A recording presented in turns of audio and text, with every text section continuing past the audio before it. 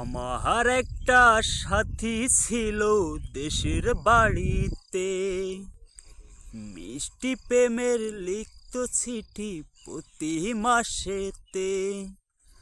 হঠাৎ একদিন খবর এলো সাথীর নাকি বিয়ে হলো আমার অজান্তে। এখন বলো দেশে যাব কার সাথে, এখন বলো দেশে যাব কার সাথে। আমার একটা সাথী ছিল দেশের বাড়িতে, মিষ্টি প্রেমের লিখত চিঠি প্রতি মাসেতে।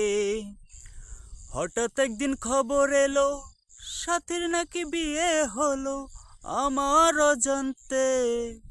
এখন বলো দেশে যাব কার সাথে, এখন বলো দেশে যাব কার সাথে।